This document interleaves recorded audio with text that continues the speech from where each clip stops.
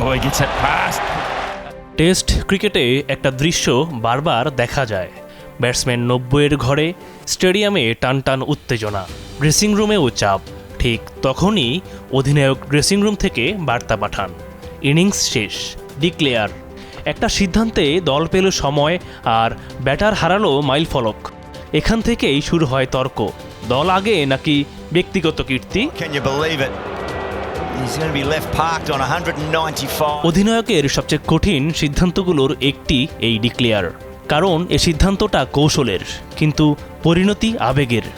আর মাইলফলকের এত কাছে কাউকে থামালে প্রশ্নটা খুব স্বাভাবিক, কেন ব্যাটারকে মাত্র 1-2 ওভার খেলতে দেয়া বা 5-6 রান করার সুযোগ দেয়া হলো না?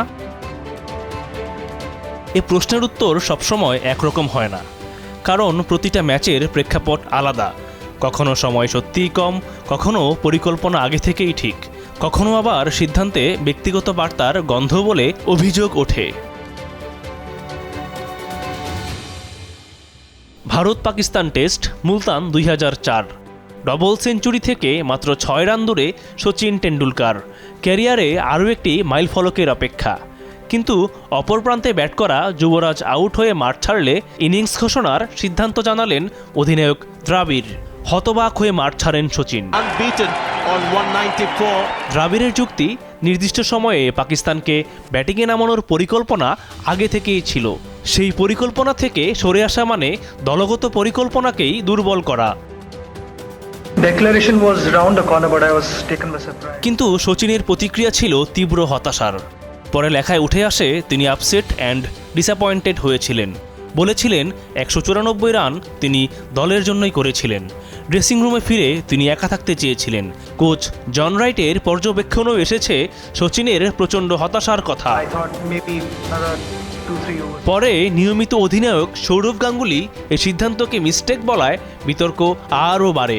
তাই প্রশ্নটা থেকে যায়, জেতা যখন হচ্ছিলই তখন 6 রানের জন্য 2 ওভার অপেক্ষা করা কি যেত না? প্রায় 2 দশক পর সিডনিতে এমনই আর এক ছবি। প্রতিপক্ষ দক্ষিণ আফ্রিকা, 2023।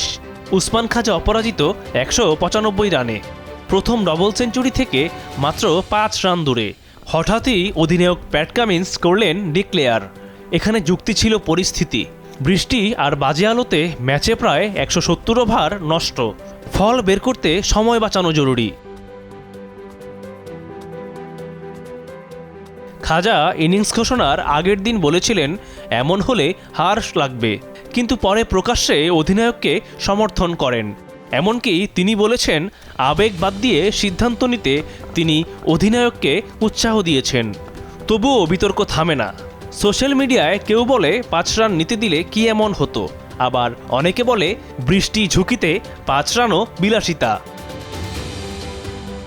এখানে দেখা যায় আধুনিক ক্রিকেটে খেলোয়াড়রা বাস্তবতাকে মেনে নিতে আগের চেয়ে বেশি প্রস্তুত, কিন্তু দর্শকের আবেগের আদালত আলাদা।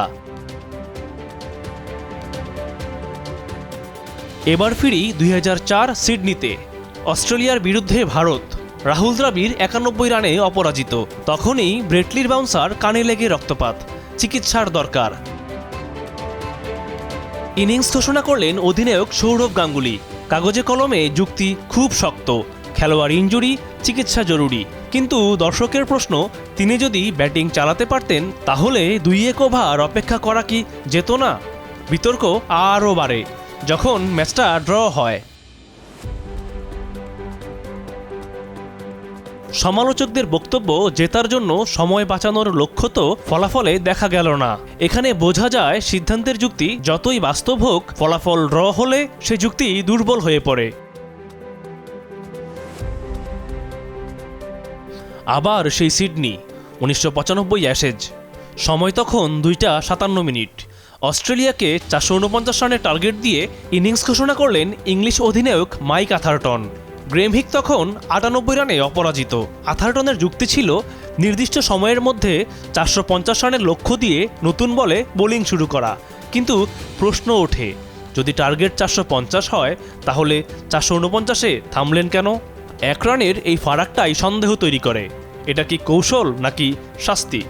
পরবর্তীতে আথারটন স্বীকারও করেছেন সিদ্ধান্তটা ভালো দেখায়নি। টিম ম্যানেজমেন্টও মেনে নেয় হিকের সঙ্গে সরাসরি যোগাযোগে ঘাটতি ছিল।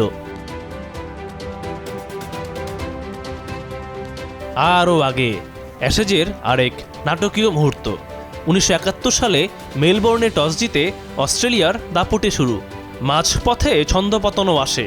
এক প্রান্ত আগলে রেখে বোলারদের নিয়ে লড়াই করছিলেন উইকেটকিপার ব্যাটার রডনি মার্শ তখন সেঞ্চুরির খুব কাছাকাছি, 92 রানে। ঠিক তখনই ইনিংস ঘোষণা করেন অধিনায়ক বিল লরি। প্রশ্ন ওঠে, মার্শ কি স্লো খেলছিলেন? না, মার্শি সেদিন দলের সবচেয়ে বেশি স্ট্রাইক রেটে রান করা ব্যাটার ছিলেন। লরির যুক্তি ছিল ইংল্যান্ডকে দ্রুত ব্যাটিংয়ে পাঠানো, সময় নষ্ট না করে ফলাফলের দিকে এগোনো। দলের স্বার্থে মার্শও সেদিন নিজের হতে যাওয়া প্রথম সেঞ্চুরি বিসর্জন দেন। এই কেসটা দেখায় কখনো খেলোয়াড় নিজেই সিদ্ধান্তের দায় ভাগ করে নেয়। তখন বিতর্কটা তুলনামূলক কম হলেও কীর্তির প্রশ্নটা থেকেই যায়। এবার এক অন্যরকম দৃশ্য। কিংস্টন 1954। কিংবদন্তি এভারটন উইক্স অপরাজিত 90 রানে। তখনই ডিক্লেয়ার করলেন উইন্ডিজ অধিনায়ক জেফ স্টলমেয়ার। এখানে দর্শকের ক্ষোভ ছিল চরম। আম্পায়ারিং, ফলো না করানো, সব মিলিয়ে মাঠে উত্তেজনা। দুও এতটাই তীব্র ছিল যে স্টলমেয়ার পরে শপথ করেছিলেন জামাইকায় আর খেলবেনই না। কিন্তু কৌশল কাজ করে। বড় লক্ষ্য দিয়ে ওয়েস্ট ইন্ডিজ ম্যাচ জিতে যায়। অর্থাৎ ফলাফল যদি অধিনায়কের পক্ষে যায়, অনেক সময় অপ্রিয় সিদ্ধান্ত পরে দূরদর্শিতা হিসেবে দেখা হয়, যদিও সেই মুহূর্তে জনরস সামলানো সহজ নয়। আরেকটা ব্যতিক্রম আছে, শিয়ালকোট 1991। পাকিস্তান অধিনায়ক ইমরান খান নিজেই অপরাজিত 93 রানে। তবুও তিনি ডিক্লেয়ার করেন বোলারদের সময় দিতে। ম্যাচ ড্র হলেও এ সিদ্ধান্ত ঘিরে বড় বিতর্ক তৈরি হয়নি, কারণ এখানে বঞ্চিত অন্য কেউ নন, অধিনায়ক নিজেই। নেতা যখন নিজেই ত্যাগ করেন তখন উদ্দেশ্য নিয়ে প্রশ্ন ওঠার জায়গা কমে যায়। ডিক্লেয়ার নিয়ে বিতর্ক কমবে না, কারণ টেস্ট ক্রিকেট শুধু রান উইকেটের খেলা না, এটা সময়ের খেলা, মানুষের আবেগের খেলা। অধিনায়কের প্ল্যান আর ব্যাটসম্যানের স্বপ্ন দুটোই বাস্তব।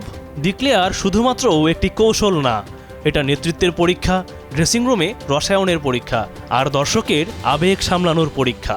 তাই শেষ পর্যন্ত একটা প্রশ্ন থেকেই যায়, যা হয়তো কোনোদিনই পুরোপুরি মিটবে না। জয়টা কি হতো না মাইল ফলকটা দিয়েও? জাহিদুল ইসলাম রিয়াদ, যমুনা নিউজ।